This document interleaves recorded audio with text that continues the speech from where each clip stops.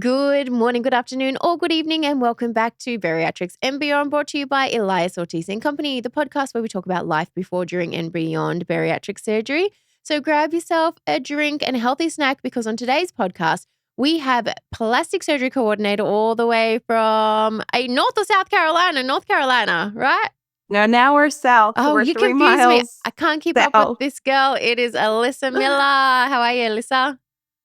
Hey, I'm well. How are you? I'm good. So for everybody who hasn't met Alissa, doesn't know Alissa, tell us all about you. Where are you from and where did you move to and all the fun stuff? Okay, so I'm Alissa Miller. I'm Dr. Niko's coordinator and Dr. Herrera's coordinator. Originally from New Jersey, moved to South Carolina for college and never left. Well, that's a lie. We left briefly to go over the border about 2 miles to North Carolina, but now we're back. Literally 3 miles from my old house to my new house, but on the South Carolina side. So just living coastal Southern life. I love that. Alissa, I didn't know that you left New Jersey for college and then you just didn't go back. I didn't know that. Yeah, my parents were, they said they were coming here. So I was like, why am I going to bother looking at schools anywhere else? And I liked coastal. I'm a very much I liked coastal. So I applied and that was it. Nice. Kind of thing. Did the same thing with my wedding hall, the same thing with this house. Very much like if I decide I want it, it's just, that's it. I love that. I love that about Alissa. Another thing, like a really fun fact about Alissa, because she just got married it's probably 3 years ago now, right? We all went for the wedding. But the really cool thing was her maiden name was Miller. And then your married name, you married is also Miller. But no relation. No. But how cool is that you didn't even change your last name? I love that. It's a new fun fact. So what did you do before EOC? I was a teacher. I taught high school English and then special ed for 7 years. And then the opportunity came to work for EOC, and eventually it was part-time, and then eventually it was a full-time opportunity. And so I left teaching for this. And then I've also done things like coach kickboxing and small group fitness. And that's still something I would love to get back involved in. But with having my son, and now we're expecting number 2, additional time and things like that have just kind of been. You're it's not there. Now. You're it's busy. Now. Yeah. Right. So how did you find EOC? How did that happen? So Mike and Michelle are friends of ours. And your whole big viral from, was it Facebook or Instagram? TikTok. Yeah. Wow. I don't know why I was thinking it was before TikTok. But TikTok happened and they were in need of some help. And so I was helping just kind of temporarily. And then it was like, hey, do you want to take on more of a part-time thing? And at the time I was teaching and working part-time at Home Depot. That's right. So my husband and I discussed leaving Home Depot and just doing the EOC thing part-time. And that just worked a lot better for our lifestyle. So that was kind of how it carried on. Just a really unique opportunity. It was like great timing. And so were you scared to, because you've gone to college and you've been a teacher for a long time, were you scared to give up teaching to go into a field that you kind of were just didn't know too much about? Yes and no. I think yes, because I'm a big kind of planner, and not that there was uncertainty, but I'm just very much so a planner. And even the thought, my teaching license is still valid. And I think about we're getting to the point where it would not be. And I think about what would I have to do to keep it valid? And not because I think of anything, but just more I work so hard for that degree. It's but at this point, it would cost me money to keep it. And because I'd have to take graduate courses to get the education credits that I would need, because I'm not in a school physically doing, development and things like that. So do you miss it? Do you miss teaching at all? No. I don't want There's your answer, Alissa. Don't even worry. I actually meet with my teacher, some of my former teacher friends. I used to run a book club with them, and now we have a teacher book club, and a co-teacher's there, and we talk about that all the time. And there are things that like, I guess you could miss. Like for me, working remote, some of the things that I do miss about being like in a building per se is that contact, like that, the physical chatting. Yep. That part of it is something that I really like prefer and thrive on versus the digital setting. But you since sometimes learned to right. You sometimes are like, I'm going to like a library to work today, or I'm going to a cafe to work because you need that, correct. Yeah, I love I that. did when I was pregnant with my son. I would go all across the library. That at one point, one of the librarians is like, "Are you on an application for something?" And I was like, "No, I just work from home and just don't want to be in my house all day." It's very like to me, it was very lonely. Yeah, So even though I right. wasn't talking to anybody, it was Yes. just nice to like see people. I'll go to Starbucks. Mm. And even now we put my son in a morning day out program, so he's out of the house 3 days a week, and I will still like drop him off and go to Starbucks and work there and just Get out of the house. I like that energy. Yeah. Yeah, no, So I feel it, yeah.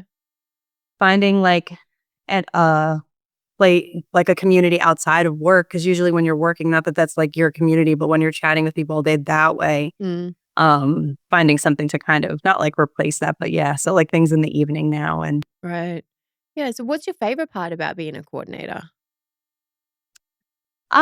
helping the patients. Yeah. I mean, that's what we're in it for. Mm. Watching their before and afters, their transformations, Mm. that whole experience of leading them from beginning to end and knowing that like this is making an impact for them. Yeah, for Because sure. that's something that's important. Like I like work that makes a difference. Not that there's work that doesn't make a difference, but Yeah, no, for like sure. you're with teaching, you impact students' lives with this, like you're impacting somebody's life Exactly. And in a different way. how hard was it for you to learn about plastics? Because you didn't have any plastics background. It was just like, hey, do you want to help? I think you started first like at the back end of like admin type of things. And then it was like, hey, things are rolling really quick and we've got another plastic surgery coordinator and you want to be his coordinator. How did you was it hard to learn even just like the terminology? Like what's a torsoplasty? What are the combos? Like how was it Thank God tricky? for Google. Thank God for Right? Google. But I'm a student like at heart. I even will to this day like look at different like course postings and things like that. And I'm always like, oh, that would be so interesting to learn. I always told my mom, like, if I could be a professional student, like they pay me to go to school and like I'll take whatever classes they want, even if I'm terrible at it, like I would do that. So I like to learn. I love to read. So as far as learning new materials like that, I think that wasn't as difficult as it could be for some because of that. Like, because I was doing the consults at that time and I was responsible for teaching you how to do consults. How did I do, Alissa? How was you I did as a well. teacher, teaching the teacher? You did well. It's just, it's very rhythmic sometimes. So that like, not that people aren't unique, but the procedures that take care of what need to be done. Yep. Like are very, I don't want to like, it's repetitive sometimes. So like it was, once you understood it and I had spreadsheets galore and stuff, I bet you I know for a fact that I still have notebooks and I have papers ripped out of notebooks with notes on how to do different processes that I learned in the beginning. Yeah. Because I found them when moving and I did not throw them out. Keep them just So in like, case. you never know. You never know. You just never know. So let's talk about it. You are Dr. Niko and Dr. Herrera's coordinator. So let's talk about Dr. Niko. He is a funny bugger. I love his social media presence. I think if he wasn't a surgeon, he should totally be like an actor or something because like he's funny. Yeah. He's really funny. He's hysterical. Like, and that's not just like, I mean, he's got a great social media team, but you can't, like, it's like acting, some of it. Like, you can't rate some of it. And that's just how his personality, though, is like, even when we just have to have a chat or things like that. Like, he's just, sometimes I'm like, oh my God, like funny. No, he is but I'm funny. just like you didn't just say that or like whatever, but like in a funny way, like in a positive, funny way kind of thing. Yeah, and he's kind of, he's really funny. What's something that people wouldn't know about Dr. Niko? He can spill the beans. Hmm. Well, I think it's out there that he's a big Lego guy. So that's not really something. He does have a Lego room in his house. No. That's something I found out recently. I told him I didn't blame him because if I was his wife, I also wouldn't want his Legos all over my house. It's like confined to a room. He was like, you need a space to display them. I mean, it's a lot of work. Like if you think about it, like, Yeah. but things that people don't know, he's a big Blink-182 fan. Yeah, that's I wouldn't have picked that.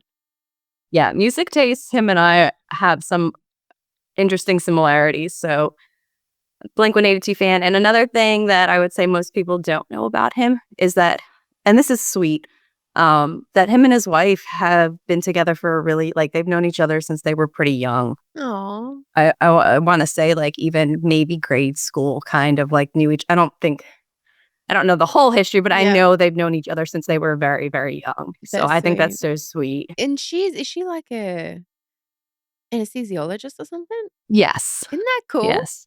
Like, talk about a power couple. You know what I mean? Yeah. You put him to sleep, I'll work on him. Like, that is really, really cool. Okay, so yeah, but they don't actually usually work together like that. But yes, like they could. Cool. But I would imagine, like, I would want my wife on my team or my husband on my team, vice versa. I think that'd be cool. Yeah. Wouldn't you? Or no, probably not actually. I don't when know. You think about it, I'm thinking actually, like, do I want to be like all day like that? Nah, that's actually probably a bad idea. I like a little break. Not that I don't love spending time with my husband, but you like your Starbucks coffee breaks. yeah. I'm like, I need to get out of this house. I get it. So for people out there who are inquiring about plastic surgery, so EOC they specialize in massive weight loss reconstruction, but they also do regular cases as well, correct? Correct. Okay, so how and who qualifies for a plastic surgery consult? So if you've had weight loss surgery, you have to be at least 10 months post-op for the consultation process and at least a year out for the surgery. Regardless if you've had weight loss surgery or not, your BMI must be 31.0 or less to qualify for a consult. Now, can we those are the basics. Talk about that for a second, because we do get a lot of people who have had weight loss surgery and they've got a lot of loose skin and they're like, 31 is impossible. I've just got so much skin. What's your experience on that or your advice? That's accounted for in that BMI with the doctor, so it is possible. I know it takes a lot of work and that could be a struggle for some to hit that, but that mark is not like they didn't choose that number just because. That number is actually even a little bit higher, I think, than what they had originally started with. And it's all about and I say your safety, but I mean the patient's safety. So that's where that number comes from. So it does feel hard, or for some people it can feel difficult to reach, but it is definitely doable. Yeah. And it does account for that. Yeah, because I think it used to be 30 skin. and now it's like 31 just to allow that little bit for the extra skin. Yeah. But you guys, you'd be surprised how much skin actually doesn't weigh. Like for me, when I had mine, I lost 200 pounds and I think my skin was like 3 pounds. You know, it didn't weigh that much. If it's purely just skin, but there's a lot of time where there's still like visceral fat and stuff in those areas. So I think it's a little, it's hard. It's not easy, but nothing good is easy, right? Right. I agree. And I do it like that, like you're saying, like even though that skin is loose, there's still some fat in there. Like when you're just skin, like it's wrinkled. If you were to look at you would see. You'd see like there's a difference between skin that has fat and skin that doesn't. Yep, exactly. Like if you are purely just skin, it is just going to look like a wrinkly sack. Like it's, let's be honest. Okay, so now I hear that there is a early consult. Can you explain that? Because if people say they're like, well, because the wait list for plastic surgery, it's not like, oh, you can get in next week. Like there is like a 12 to 16, 18-month wait list. So if you are a little bit higher, but you're still, in the next 12 months, you're still working on losing weight, can they get a consult? Yeah. So like you were saying, our doctors are booking into 2026. I would say as a fair judgment, it's like mid-2026. Okay. Without actually talking to the other coordinators and, catching up, which we do pretty regularly. But I would say mid-2026, you could get a date. I think Dr. That Cho being is booked out. Yeah, That's what he's I've heard. further. So it Yeah. depends on Just its depends on who surgeon it is. preference. Yeah. But as far as just like in general, can Mhm. I get a date? Sure. Yeah. Mid-2026, maybe a little bit earlier. And when I'm saying that, I'm talking like May, June would probably be. Now, cancellations do happen. Yep. And that will change things. And each doctor has a cancellation list, but that's not what you asked. Yeah. So we'll get to that later. We will get to that. Yeah. As far as the early consult process goes, if your BMI is over 31.0 but less than 33.0, then we can do an early consultation with you. That process looks a little bit different. It does require a $3,000 non-refundable deposit up front. And that's just to kind of ensure that you understand how serious it is that you need to be at that 31 BMI. And if you're not, like, you risk your surgery being canceled and losing that money. So kind of like collateral, like, all right, now I've got to lose this weight. Yeah. But right. Like, the people that are can't just be giving consults out that high. So yeah. And the people that are getting those early consults, like, they're gun-ho about booking a date. You're not just getting a consult just to see what you qualify for, because there's a general price list and you can pretty much by pictures and, of what everyone else is doing, you can kind of figure out what you need. We're all pretty savvy that way. Yes. So if you're just randomly browsing for prices, just check up the prices. But if you are gun-ho about, like, I want to secure a surgery date and you're going to lose the extra weight, then you won't have any problem putting down that deposit. You know? Does that deposit come off your total? Yes. Okay, So cool. it applies to your balance due, like once you get your actual quote back. So you wouldn't pay a second $750 deposit. That counts as your deposit and applies to your surgery cost as long as you book within 30 days of getting the consults back. Gotcha. So I just actually had somebody that has a BMI of like 32 and change. And so, like, kind of there, not there, working on it, knows they want to get a date, doesn't want to wait. And so they paid the fee, and like, so we'll go through that process. You also have to be at least 6 months post-op from weight loss surgery. So that also helps. Like, maybe your BMI is low enough, but you're not 10 months out and you're just like, I know I'm doing this. I just don't want to wait 4 more months to do that. It does require a second consult 60 days prior to your surgery date. And that consult is $100 as well.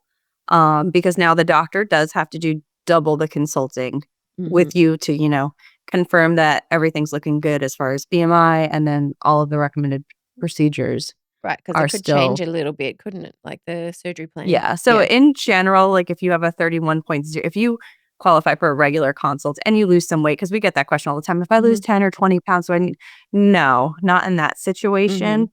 Because they're pretty spot on. But this is also, again, like a checks and balance kind of thing. So we require that second consult. We make sure everything's still looking good and going good because we had allowed you to go through the process early. And that goes straight to the surgeon for his time. And then we reach out to you to get all that taken care of. And then in 60 days, you're going and you're having your surgery. Right. And then, but what if they don't meet the BMI requirement? What if they didn't actually lose the weight? Well, then surgery would be canceled. And they lose their and they wouldn't get the refund. There we go. And then people ask about pre-existing, like, concerns about paying the deposit. And then, like, what if they don't qualify, not necessarily BMI, but like, say, a health condition? So what we do try to do is kind of preview that before we have you make that deposit. And if there is, like, room for a question about something related to your health, we'll probably try to address that with the doctor before we're requesting you make that deposit, because we would refund it if it was Gotcha. So something if they get that denied, they get their deposit back? Yes. If it's, like a denial for a health reason or whatever. Correct. Gotcha. Okay, well, I think that's really fair. Yeah, definitely. I think if you're serious about it and you know you want it, like, then do it. Like, that's an Alissa move. Like, I know I want to do this and I'm going to do it. So, like, what's the difference if I pay $3,000 now or I pay it later, if it means I can definitely secure the time frame that really works for me? Exactly. Yeah, no, I think that's really fair. And that's how I think about it. Right. And then cancellations just popped up. So can you talk about the cancellation process? Sure. So immediate cancellations, and when I say immediate, I mean like it's September 11th, so like say next month. If we don't have somebody like on our list that we know for sure wants something, then we'll post something like that on Facebook and try to fill it. Otherwise, we do all have cancellation lists for our doctors. Okay. How do you get on that cancellation list?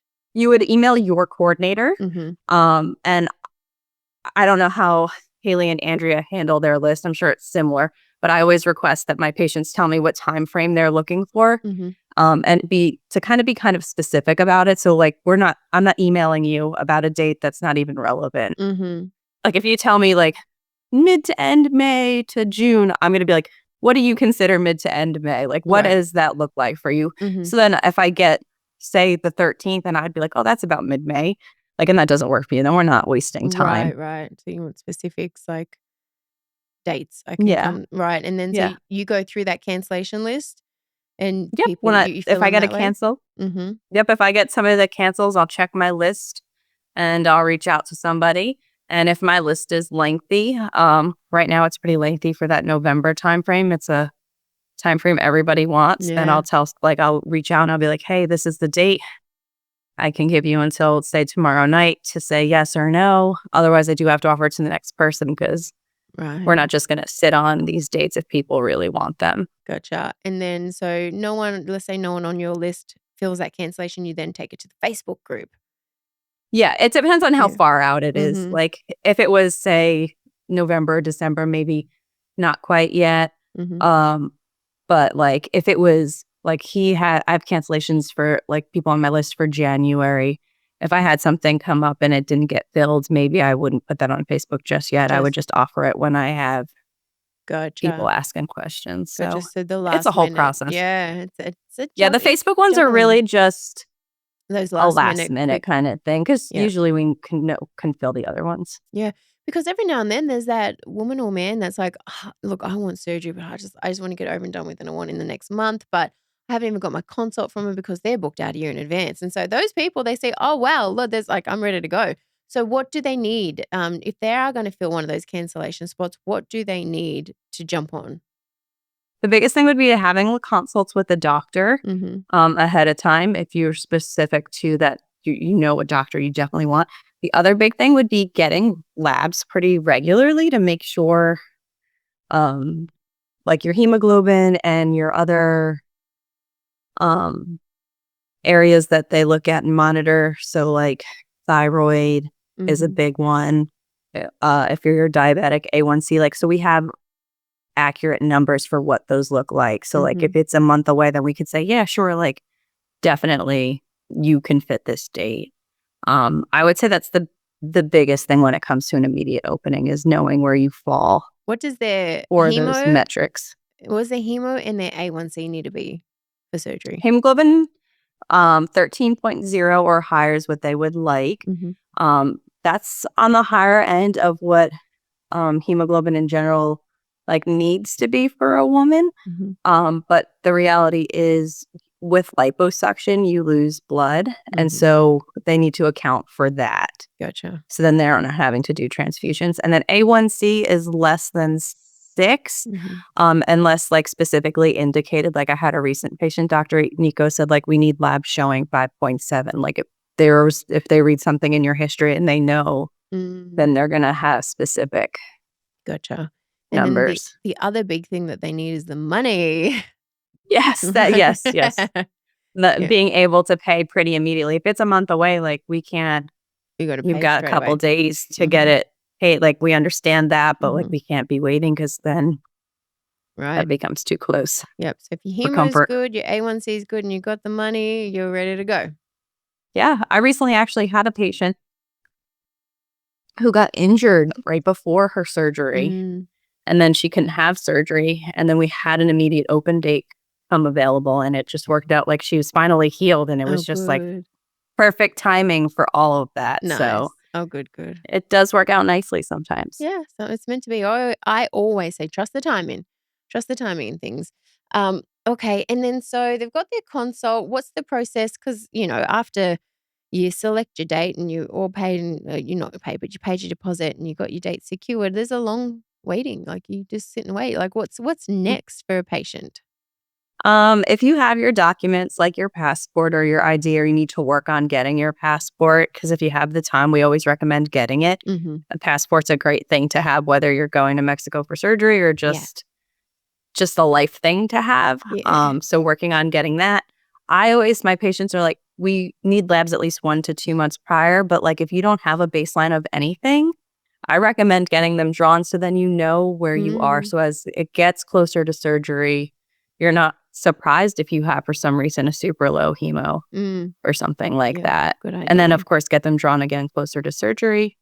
The Facebook group is a great place to be looking at, what do people find helpful for surgery and preparing that way. We send you a list that's what you really do need, but people will post about other things that they found like helpful in addition to the very basics that are on our list. Yeah, like the plastic surgery hacks, like yeah. Exactly. Like you don't need a recliner, but do people find it helpful? Yes. Sure. So sometimes people choose to get one. Yeah.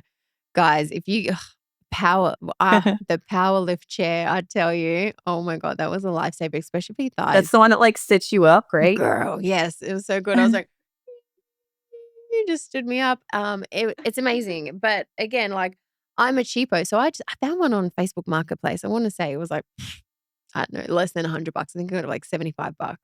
And this thing was like amazing. But I'm like, what am I going to do with powerlift recliner in my life for like ever? So I have another friend who's going to be having plastic surgery that lives in Vegas as well.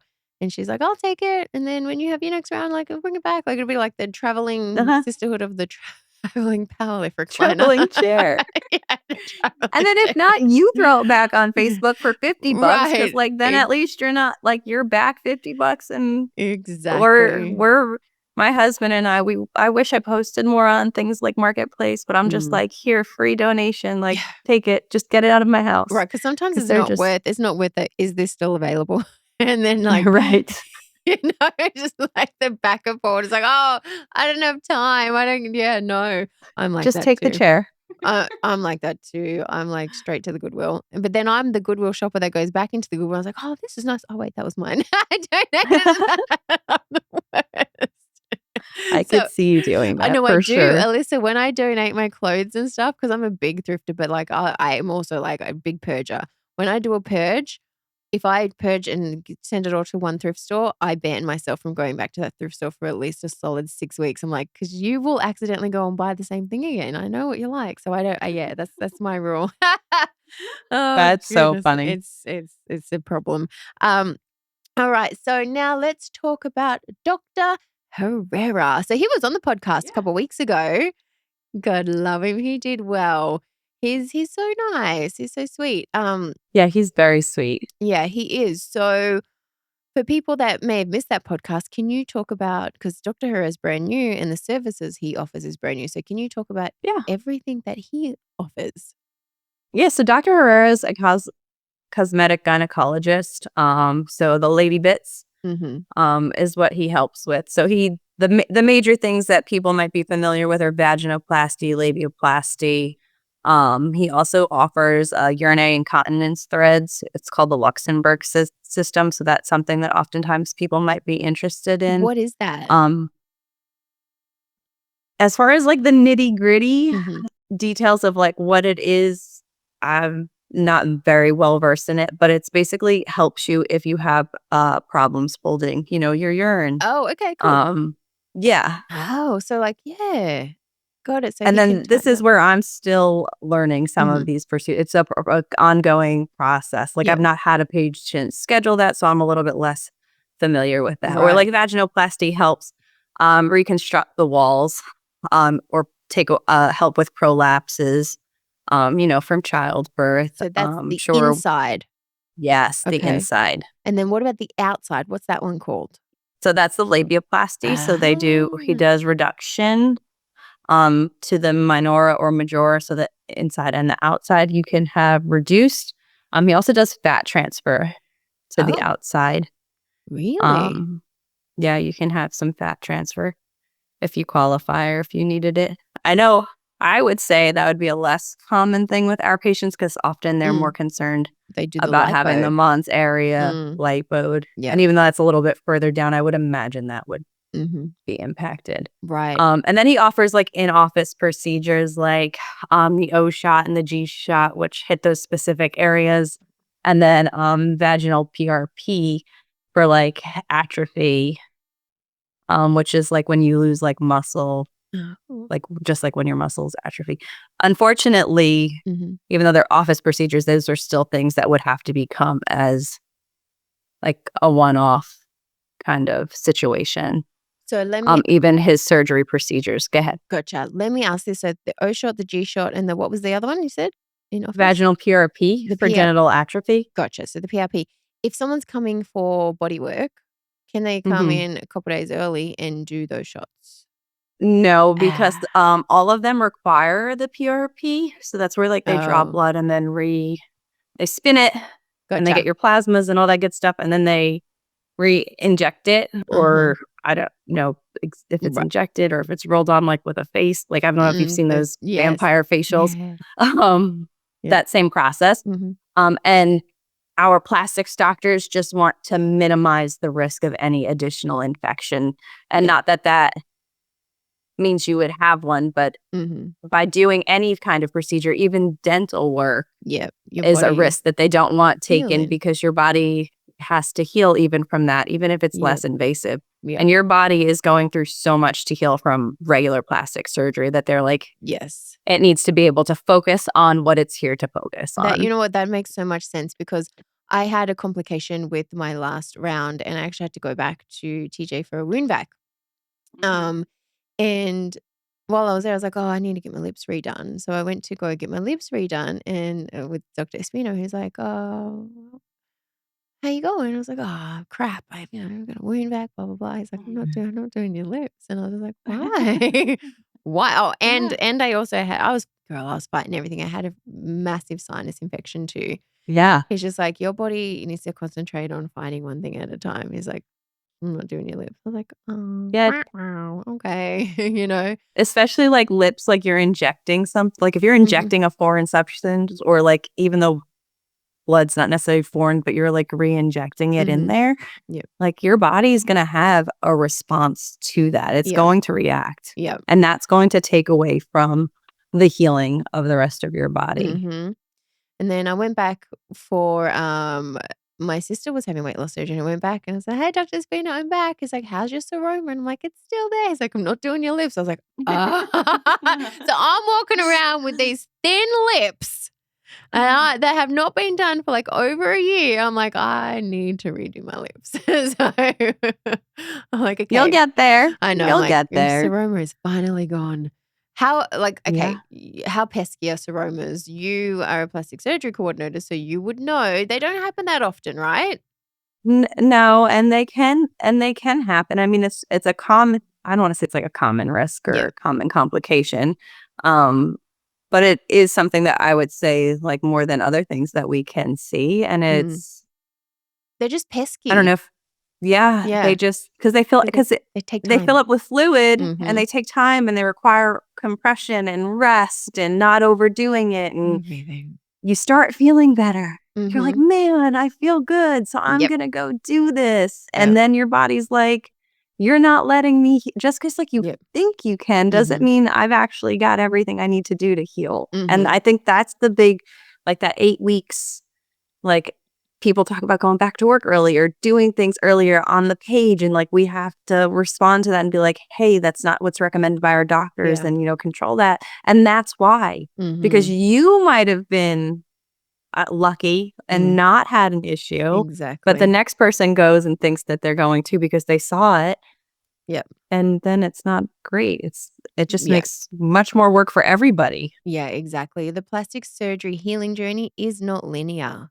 No. You said 8 weeks, for me it was closer to 4 months. Like I've only that's a minimum. Fully recovered. Yeah. Like I've only just fully really recovered from my complication because I had a complication. If you don't have a complication, I mean, you're laughing, it's fantastic. And also like some complications will happen by no fault of your own. And then a lot Yeah. of complications will happen by fault of your own. So you just have to hmm really, be super, super strict. Do as, your surgeon and your coordinator does. But if someone does have a complication, what do they do? How do you guys handle that? Yes. So they reach out directly to us. So the whole process, whether you're familiar with it or not, is coordinated because I'm just going to touch on this real quick, is Mhm. like from start to finish is through your coordinator. So like doing the whole consult process, you reach out to me and then I reach out to Dr. Niko and then it goes back to me and then back to you. So the same thing happens on the wound care end of it. You Mhm. email me saying, hey, I've got this going on. I'll read through it. I'll see if like I need to get a picture for him or like kind of vet it for things Yeah. that I know he's going to want. Yep. Get that all from you. So it's one message to him, hopefully, and then he'll reply back and then we'll go from there. Mhm. Um, Complications can typically be handled at home, Mhm. but in the event that you need to come back, they will see you. If it needs to be in the office, in the OR, we will discuss like what are your options? What are your options at home? What are your options if you come back? What does that look like? Mhm. And it's just handled that way. It's Yep. very much like in the US, patient portals have become big. I Yeah. don't know if you have one, but Mhm. like I know with my doctors, I do. And if I've got a quick question, I can kind of hop in there and be like, hey, and ask it. And then either they or their PA or whoever gets back to me. And it's very similar in that Yep. sense. Yep. That makes sense. That makes sense. Um, Now, really quickly, let's go over because we were just talking about Dr. Herrera, Mhm. but just in general, the consult pictures, because that can be very terrifying for most people. Yes. And I can Yes. only imagine even more terrifying for Dr. Herrera. So, Yes. like, if you're wanting, you're Not that like the picture's terrifying, but the the idea of idea of like, oh, process. I'm I'm just sending gonna this take some photo. pictures. Yes. Yeah, Like, yeah, yeah. Exactly. so can But you? they're worth it. We recently had a patient just talking about how much even the vaginal before and after, she Mhm. was just so shocked in the difference. Yeah. She's like, I was looking at my befores and then Dr. Herrera showed me an after and like it Yeah. just blew her away and her Yes. confidence is just sky high Oh, I bet. because of that. So it's a, like we talk about it and it can be funny. Mm. But that's what it's about. Yeah, So yeah, no. go ahead. Consult Yeah, pictures. because when I was actually in, Dr. Herrera's office, he showed me, like, a ton of pictures, and I just had no idea, like, how Yeah. different everybody's bits are, so Yeah. don't feel ashamed if No, yours not at doesn't all. look like, picture perfect. But even, you think when you think you've seen it all, there's another one that is like, wow, I've never. I was just like, wow, Uh-huh. I was just totally blown away, and the way he just literally like fixes it and everything, I'm just like, oh, that's magic. So I can only Yeah. imagine. But so yeah, let's talk about the consult pics. How do they take them for body and for vaginal? And who sees them, and can they blur things out? Yeah, so, like, what is the recommended way to take it or, like, you Mhm. talking posing? Both, like Or both? recommended. Yeah, Okay. both. Uh huh. I would say the easiest way to take them is to take your phone and put it in selfie mode and put it on video, Mm-hmm. and then, have the front-facing camera and prop it somewhere if you don't have somebody that can take them for you. Yes. And, like, you might have somebody, but you might not want them to, That's and that's true. okay too. So, front-facing camera, put them up somewhere, nice blank background, like, Mhm. this would be a great wall to take before and afters on. Um, we'll talk body first. You want standing up, facing forward, arms down, really to the side, or you could put them up if you wanted to, or really like this, especially if you want to be assessed for an arm lift, Mhm. because then that would be like a 2-for-1 there. And then turned around, facing back, full rear, because they need to be able to assess your butt and see if that needs to be lifted. And then each side. So facing to one side, like arms could be tucked behind your back or even up again, and then to the other side. And we need all of those shots. So if you only send one side, Mhm. that adds time to the consult process because then we have to ask you to send it to us via Mhm. email. It's like a back and forward. Yeah. So, making sure you get those poses. And there's a thing in the featured tab that shows even pictured examples of that. So if Cool. you're like, wow, that was really quick, you can hop on there or even ask your coordinator and we can get it for you. Right. So just can they crop their face out? Yes, crop your face out. After you take the video, turn the video off and then take screenshots, and then you can crop your face out. You can blur your bits. That's what I was going to ask next. You can put little emojis over your private. Yeah. But not little too emojis. big. They still have to be able to see what they're working with, right? Yeah. Sometimes there are, like, if you go too big, they might be like, hey, can you get a second photo of this with a smaller smiley emoji? face. Yeah. That always cracks me up, like what emojis people pick. I know. And like, especially if they pick different ones for different areas, I'm always like, I wonder what was going through their brain when they picked that emoji. I know. I would always get the ones that like that emoji. Oh, you can't see because the camera's off for you, but like the one where the shocking face with the wide mouth and the wide eyes, like, oh, yeah. I'd always get those ones. There's some funny ones. You guys are funny. You guys, some of you are very hilarious. And some people that are not computer savvy, sometimes they just stick things physically on their bits. I've had that happen too. Yes, I have had that happen too. Hey, whatever works like if you're not and it meets whatever, like I am here for it because I'm very much like get it done. If you can get it done and it works, like I don't care. Right. But you don't have to blur out your parts. So don't feel like you got to blur out your parts because at that point you're like your body is just a canvas. But if you are more, modest, blur out your parts. But let me tell you, once you get there to Tijuana and you are ready to have surgery, modesty goes out the window with plastic surgery. Let me just start right there. It's I was very modest until I had plastic surgery. Now I'm like, well, Yep. You're like, here you go. Here it is. Especially, I was still modest when I had my thigh lift. Oh, I was scared for that consult, like in person, like the markups. Oh, Alissa. Yeah. They got to get close and personal, man. Seriously, I was laying like in Dr. Lazo's office, like frog-legged, like feet touching, right? And his head is in my crutch because he's like pulling things, and then he's like, what's wrong with you? Like, what's wrong? Are you okay today? And I'm like, yeah, I'm fine. He's like, oh, mind you, there was that time of the month too, right? Even worse, right? So, and I know Dr. Lazo's personally, so it's like even worse. He's like, you're very tense. What's wrong? And I'm like, your head is in my crutch and I'm just a little bit nervous. He's like, oh, don't worry. And I was like, oh my God. Well, it's not the same for them. It's really not.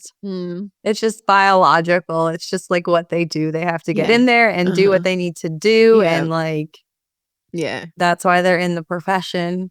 Yeah. But I understand, like, I think I would be very nervous. Like, so I'm thinking about you, like, talking about the position you had to lay in. Yeah. And then thinking about Dr. Niko. Right, like, can you there's imagine? just I don't want to say there's just no way, but I'm just like, because then the other thing I'd be like, thank God we don't see each other face to face very often. Right, but then when you do, like, because when we go to TJ, let's all go out for dinner. Yeah, okay. Like, like only we think about it. They do not care, but like, it is very like, yeah. But it's okay. It's a normal feeling. Like, and that's the other thing to remember is like, it's a normal feeling. There's nothing to be embarrassed about. Yeah. And even though you do feel that, and it's okay to feel that way. And I would personally, I think it would be helpful for me to just like straight up voice it, be like, I'm really nervous about like this. And that would make me feel calm. And if you say that to them, I am sure they have some kind words just to make you feel even better about it. They do. They make you feel so comfortable. So don't even stress it. But it's very understandable. Okay. So, and then you see those pictures and then you send them to the doctor. So they're the only two people that see those pictures, right? Correct. Okay. Correct. And now for the vaginal and all the genital stuff. Talk me through that. Same. I have the hand, a graphic.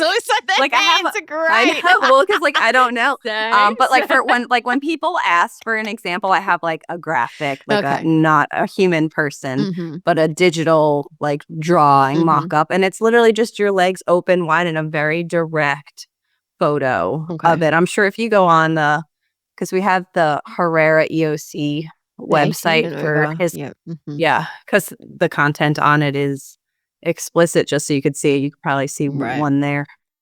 So But it's is a it just very one direct. photo for that, Just or one, just okay, that one okay, photo. Like your legs are open, mhm, it's right there, and I would definitely do the video, get in yep, position, yep, pause, and yep, then take the screenshot and send it. If it's not direct enough, like he will say, like, "Hey, I need it to look like this." Like I've had that happen. okay.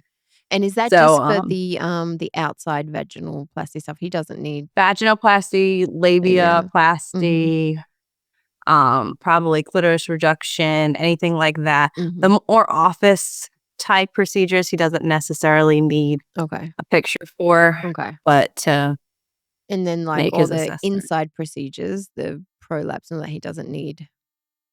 No, he would still take a picture from that Okay. because he can see. I don't I don't wanna be like, I don't know how, like, he's the Yeah. professional, that's how he knows what Mhm. he's looking at and can tell. Can tell. But it always is just so surprising to it's even Wow. them with our bodies, like, knowing, Mm. like, what they can or can't achieve. Like, how do you know you can do that? I know, they're It's good, aren't wild. they? Yeah, they're so Yeah. talented, so talented. So we talked about recovery time for, body, but what's the recovery time for genital? Oh, it kinda depends procedure-wise. Like, as far as exercise and sex, you're like 6 to 8 weeks Mhm. before anything vigorous. But, like, at home, like, you wanna be resting for a good solid typically about 2 weeks. Okay. And then it doesn't mean, like, you get up and you do Go do anything crazy, gymnastics, but, yeah. like, you should be pretty good after about 2 weeks. Okay, and how long do they stay in TJ for that kind of stuff? It varies. I think the longest is about 3 nights. Oh, okay, so it's fairly Post-op, yeah, quick. vaginoplasty is pretty quick. It's the Nice. typically 1 to 2 pre-op, depending on when he, will schedule to see you. Mhm. 1 hospital night and then 3 post-op nights Nice. is Oh, about the cool. longest. Now this might sound creepy. This might be a creepy Yeah. question. Is there lymphatic massages for no, No. okay. No, there's no You just don't know. garments, Okay, and there's no cool. and that's another thing, Mhm, which just reminded me of when you talk about having, like, vaginoplasty or another type of vaginal surgery mhm. combined with wearing a faja Mm, for your body surgery, mhm. like, people complain about how swollen their bits get and how, like, in the faja without having surgery down there. Now Mhm. imagine trying to Nah, pair those together, like, there's nope, just no way. nope, nope, nope, nope, nope. Yeah, So there's and, even like, more reason yeast to not combine them. infections and, yeah, Yes. nope. Yeah, that is true. So there is no compression garments, they just wear regular undies. Yes. Cool. Awesome. Yeah, yeah. Yeah. Well, Alyssa, I think you covered everything. Is there anything else you wanna add that we may have skipped over? No, not that I can think of. That Yeah. last little bit about the garment just was really Yeah. Oh, it. and pro tip, like, yeah, so some of those fahas, they are open in the crotch area, right? Mhm. So, you're so compressed that, and especially men as well, like the blood flow's got nowhere else to go but out that exit. So you do swell in that area. So a lot of people will wear undies. Yes. Yeah. I So think the men's faja doesn't have an opening like the doesn't it? women's. I'd have to look at a picture Mm. again. Because I've heard Um, a couple men complain but that but it's I don't think yeah. that reduces necessarily the Mm. compressed feeling down there Right. because it's Yeah. You definitely wanna there's everybody's stuffing their bits into everything. Yeah, it's, Fahas are no joke. They are no joke, but they Yeah. are no fun either. But, they do their job. They're very important, so you do have to make sure you keep them around. But Alissa Miller, thank you so much for everything. Of And course. also, congratulations on the pregnancy. Congratulations on the new Oh, home. This thank next 12 you. months is gonna be no, like what? 6 months is gonna be pretty full on for you, so Yeah, yeah. February, the end of February. It's actually I'm about halfway. I'm a little under halfway there, but I'm about halfway there, and Nice. Congrats. So good. we're very excited. Yeah, Yes. good. I'm so happy for you. Hopefully, I will see you in November. Fingers crossed. We'll figure that Yeah. out. Hopefully we have another work little reunion. So I love that. I love when I get to see my work bestie. Yeah. Every time we do these work trips. Alyssa and I are always roommates, even though I have a sister. Yes. You know, I'm always like, yeah, Nicole, you can go room with someone else. Me and Alyssa, we room together really well. It started all before we even knew each other. It So started before we even like worked at EOC full time. So that was really cool. But I think we room really well together, Alyssa. yes, we do. You take the vanity as your workstation, and then we switch over at night, and I take the vanity as my makeup station, and then yeah, It's perfect. It actually is. It really is. We're so opposite, but it works. I love it. All right, Alyssa. Well, thank you so much. Go get Of back course. to your little baby and your hubby Aw, downstairs. Tell them thank you for lending us to you for the hour. We appreciate it. of course. All Have a good right. day, Kayla. You too. Thanks. Bye. Bye.